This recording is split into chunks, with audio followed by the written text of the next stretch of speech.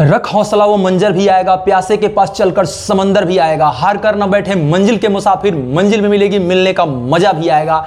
Hello नमस्कार दोस्तों, आप सभी का स्वागत करते हैं आपके अपने YouTube चैनल प्रिंस पटना वाले पे। दोस्त, आपके सामने एक प्रश्न स्लाइड हो रहा होगा। यह प्रश्न बहुत सारे स्टूडेंट ने ऑफलाइन सेंटर पर भी पूछे हुए थे पटना में, जो टेस्ट डिस्कशन था। तो इस प्रश्न को आपके साथ भी शेयर करना चाहेंगे। क्योंकि इसलिए भी क्योंकि यह ऐसा प्रश्न है जो रेलवे और एसएससी का सबसे हॉट प्रश्न में से एक माना जाता है। और यह प्रश्न आपके सामने क्या कह रहा है, चलिए पोस्टमार्टम करते हैं। अपना कीमती समय 2 मिनट निकाल करके इस वीडियो को देख लीजिए, ठीक है। तो प्रश्न कह रहा है कि एक व्यक्ति है जो 19,500 रुपए में 2 घोड़ा खरीदा है एक साथ। अब पहला घोड़ा कितना में खरीदा, दूसरा घोड़ा कितना में खरीदा पता नहीं, पर दोनों घोड़ों का क्रय मूल्य है 19,500 रुपए में खरीदा है, यह बात पता है। और बोला कि एक घोड़े को बेचा है 20% की हानि पर और दूसरे घोड़े को बेचा है 15% की लाभ पे।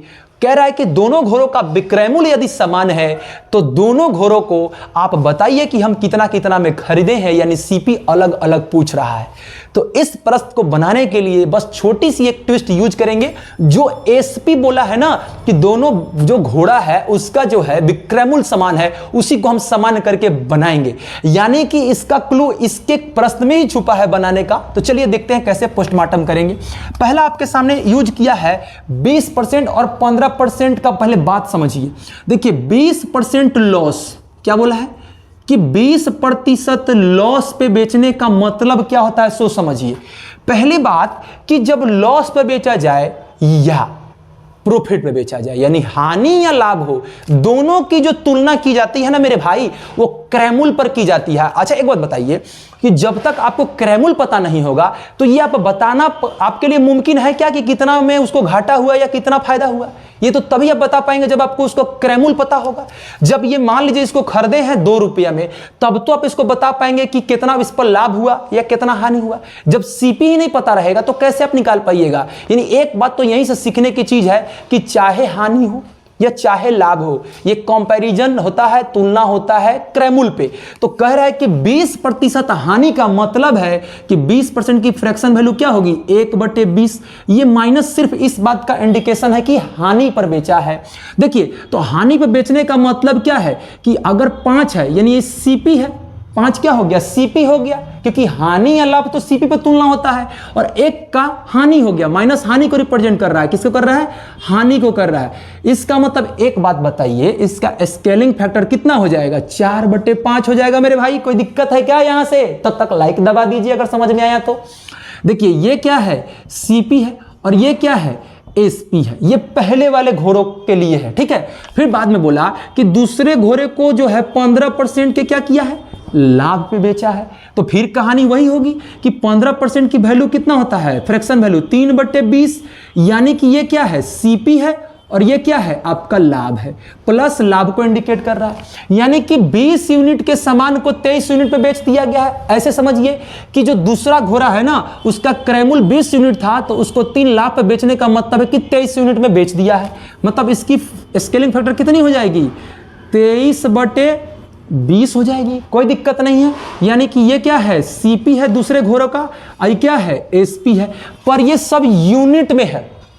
अब मेरे भाई कहानी यहां से चालू होता है कि दोनों का कहा है कि विक्रय मूल्य समान है, जबकि आप देखिए तो पहले वाले घोड़े का जो विक्रय मूल्य है 4 यूनिट है, दूसरे वाले घोड़ों का विक्रय मूल्य 23 यूनिट है। ये तो अलग अलग है। जबकि प्रश्न में बोला है कि इक्वल है, तो इसको सबसे पहले करेंगे इक्वल। और इक्वल कैसे करेंगे, एक लाइन से लिख लीजिएगा तो आसान होगा।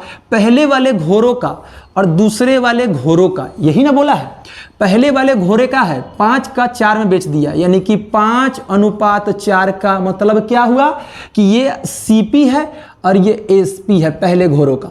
फिर दूसरे घोड़े को क्या किया है कि 20 यूनिट है ना, 20 यूनिट, और यहां पे क्या है, 23 यूनिट। कोई दिक्कत है क्या? 20 यूनिट को 23 यूनिट में बेच दिया, 5 यूनिट को 4 यूनिट में बेच दिया। यानी ये एसपी का लाइन है, ये सीपी का लाइन है। ये बोला है कि दोनों सेम है, जबकि सेम नहीं है। तो इस दोनों को सेम करेंगे, 4 और 23 को। तो जब किसी भी चीज को सेम करना हो ना, तो उसका निकाला जाता है एलसीएम। तो आप 4 यूनिट और 23 यूनिट का एलसीएम निकालेंगे तो कहेंगे 92 यूनिट।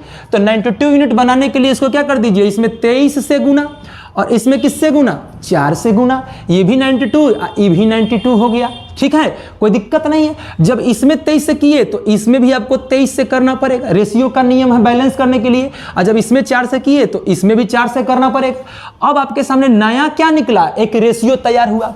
और वो नया क्या रेशियो तैयार हुआ, देखिए ये कितना हो गया, 23 × 115 यूनिट। और उसी प्रकार से क्या हो गया, 20 चौका 80 यूनिट, यानी पहले घोड़ा का सीपी 115, दूसरे घोड़ा का सीपी 80 यूनिट। अब 92 यूनिट तो इसका क्या है, 92 यूनिट तो इसका भी एसपी है और इसका भी एसपी है। अब दोनों जगह एसपी क्या हो गया, मेरा समान हो गया, जो बोला था कि समान है मेरे भाई।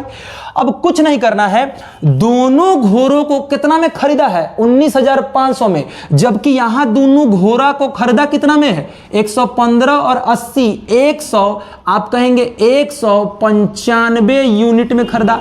देखिए ना, 115 और 80, 195, दोनों को खरीदा है 195 में, जबकि खरीदा है 19,500 में। कोई दिक्कत है क्या, नहीं।